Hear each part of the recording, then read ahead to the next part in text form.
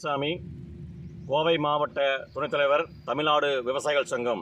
இன்று மத்திய அரசால் கொண்டு வரப்பட்டிருக்கின்ற வேளாண் பட்ஜெட்டை பொறுத்தவரை நிறைய எதிர்பார்ப்புகள் விவசாயிகள் மத்தியில் இருந்தாலும் கூட சில எதிர்பார்ப்புகளை அரசு நிறைவேற்றியிருக்கிறது. குறிப்பாக கிசான் கார்டு மூலம் வழங்கப்பட்டிருந்த 3 லட்சம் ரூபாய் பயிர்க்கடன் தற்பொழுது 5 லட்சம் ரூபாய் வரை உயர்த்தப்பட்டிருக்கிறது. அதேபோல கிசான் கார்டு கிரெடிட் திட்டத்தில் கிட்டத்தட்ட 7.7 கோடி விவசாயிகள் பயன்பெறும் முறையில் அந்த பட்ஜெட்டில் அறிவிப்புகள் வெளிவந்திருக்கின்றது.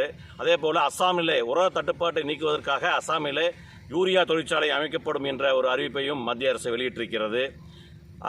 விவசாயிகளை பொறுத்தவரை வனவிலங்குகள் பிரச்சனையில் எக்கச்சக்கமான இழப்புகளை சந்தித்து கொண்டிருக்கின்றோம்.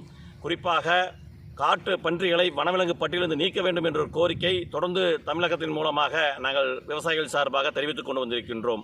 அப்படிப்பட்ட அறிவிப்புகள் இந்த பட்ஜெட்டில் இல்லை. வனவிலங்குகளை முழுமையாக பாதுகாத்தால் ஒழிய விவசாயம் செய்ய முடியாது என்ற ஒரு அவலநிலையை இன்று கோவை மாவட்டம் சந்தித்து கொண்டு வருகிறது.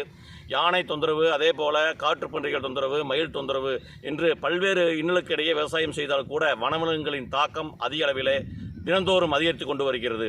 இதுக்கு மத்திய அரசு ஒரு நல்ல சட்டத்திட்டத்தை நிறைவேற்றியிருந்தால் கண்டிப்பாக விவசாயத்தை முன்னேற்ற சூழ்நிலை ஏற்பட்டிருந்திருக்கும்.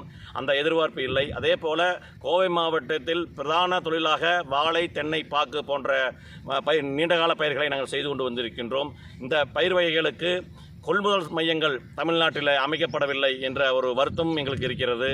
அதேபோல் தேசியமயமாக்கப்பட்ட வங்கிகளில் விவசாயிகள் பெறப்பட்ட கடன்கள் ஏதாவது பயிர்க்கடனையாவது ஒரு தள்ளுபடி என்ற ஒரு வார்த்தை இருக்கும் என்று எதிர்பார்த்தோம். ஆனால் எத்தனையோ பெரிய பெரிய முதலாளிகளுக்கெல்லாம், கார்ப்பரேட் கம்பெனிக்கெல்லாம் தள்ளுபடி செய்கின்ற மத்திய அரசு இந்த விவசாயிகளை எண்ணத்தை கொஞ்சம் சற்று ஊன்று பார்த்து அந்த தள்ளுபடி என்ற ஒரு வார்த்தையை விவசாயிகள் மத்தியிலே பண்ணியிருந்தால் மீண்டும் புதுப்பிப்பதற்கு ஒரு ஏதுவாக இருக்கும். அது இந்த பட்ஜெட்டிலே இல்லாதது ஒரு வருத்தமான செய்தியாக நாங்கள் கருதுகின்றோம்.